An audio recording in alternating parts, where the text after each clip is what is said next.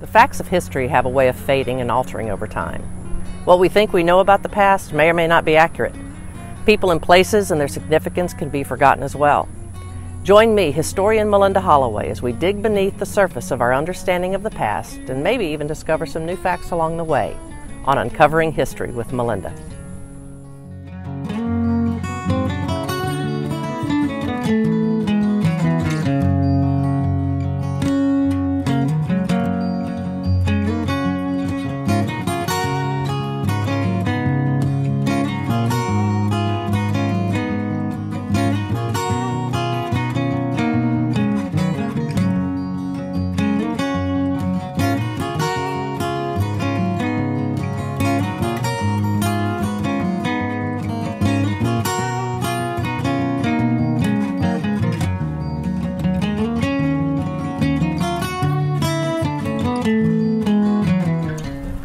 Did you know that the city of New Orleans is on an island? Until recent times, one could not get to this city without passing over a body of water. Since colonial times, this island has been known as the Isle of Orleans. I'm standing near Pass Manchac, which is a short, narrow passage that connects Lake Pontchartrain and the smaller Lake Maurepas. The land I'm standing on and the land you see behind me is the Isle of Orleans. The Isle of Orleans, and specifically the city of New Orleans, has been a strategic location for commerce since the beginnings of European domination of this continent, because New Orleans is the gateway to the waterways that reach over half of the continental United States.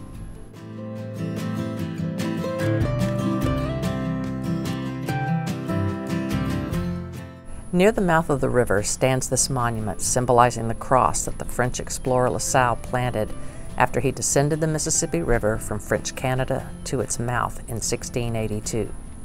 He claimed for France all the land drained by the Mississippi River.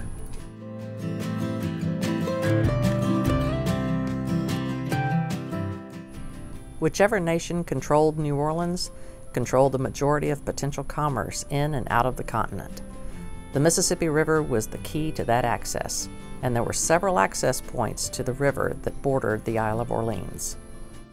The river bordered the entire western edge of the island, and it could be accessed through passages at its mouth at the Gulf of Mexico on the southeastern portion of the isle.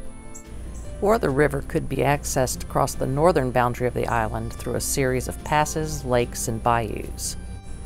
This northern passage was used as a water highway by Native Americans. They in turn showed it to the early French explorers Iberville and Bienville when they came sailing along the Gulf Coast looking for the river that La Salle had discovered 18 years earlier. Since then, this passage has been used by other explorers, merchants, and even pirates.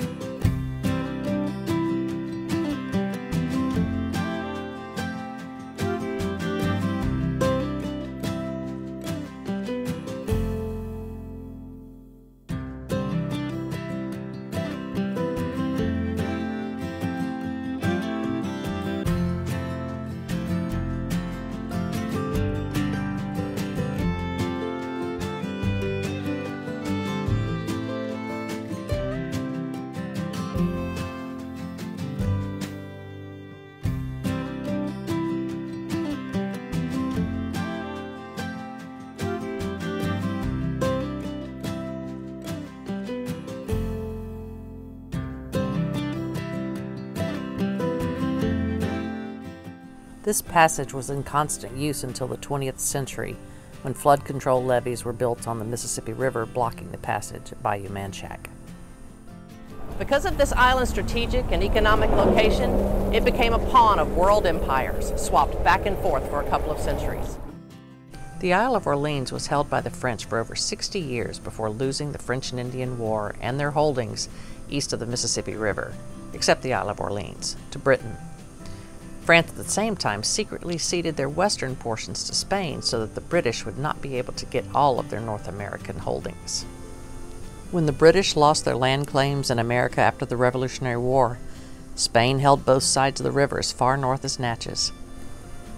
But in 1803, Napoleon took back from Spain the Isle of Orleans and their former holdings west of the river. Then within the same year sold it all to the United States in the Louisiana Purchase.